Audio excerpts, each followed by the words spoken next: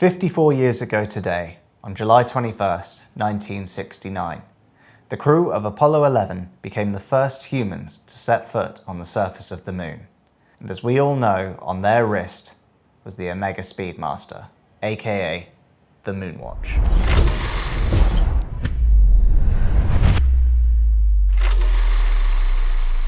The stories about how the OMEGA Speedmaster became the only watch officially certified by NASA for all manned space missions are legendary. But just how many of those legends are fact? Today, we're going to be myth-busting the Moonwatch.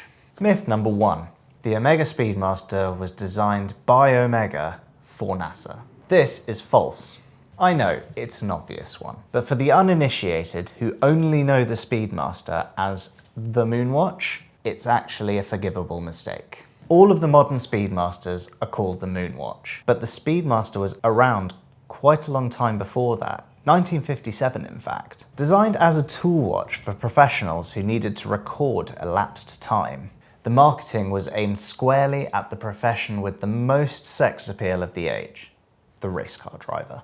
A manually wound racing chronograph with a black high-contrast dial and the world's first external tachometer bezel. Myth number 2.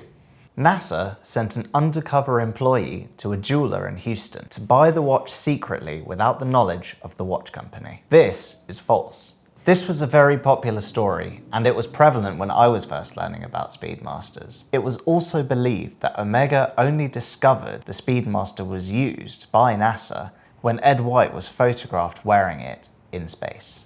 This was proven to be untrue in an interview with James Reagan, who was a NASA program manager and aerospace engineer. Mr. Reagan was the man responsible for the Speedmaster becoming the Moonwatch. He was asked by NASA to procure and test a watch for the astronauts, and so he wrote to 10 different watch companies asking for a wrist chronograph. Of those 10, only 4 responded. And of those 4, 3 qualified for testing. And we know now that only 1 passed the test. Myth number 3. They tested a Rolex Daytona and it failed. This is true. Sort of.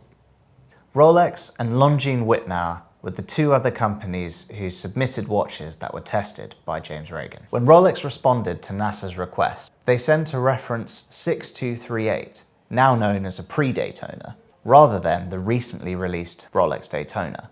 The 6238 had the same movements as the Daytona, but visually they were slightly different. Perhaps Rolex New York went with the more established 6238 as it would be familiar. It's not really clear. Either way, both the Rolex and the Longines failed, where the Speedmaster succeeded. Myth number 4. Neil Armstrong wore the first watch on the moon. This one is false. Although Neil was wearing his Speedmaster on the mission, the clock on the lunar module failed, so Neil's watch remained on the craft to serve as backup. And it was Buzz Aldrin who was wearing his watch on the first moonwalk. Myth number 5. Omega has been a contractor to NASA longer than any other company. This is true. According to our friend Mr. Reagan, Omega has been the only contractor to NASA that's been around since the days of Gemini. After the Apollo missions, many other watches have been certified for space travel, but the Speedmaster is still the only watch certified for EVA, extravehicular activity, proof against the extreme conditions of space. The Speedmaster was never made to be a moonwatch. It was the product of a world that was striving to improve. In a time of discovery and exploration, there is little more intrepid than a journey to the moon. Thanks to its unshakable reliability, it succeeded where all others failed, and remains to this day the only watch officially certified by NASA to be worn in the vacuum of space.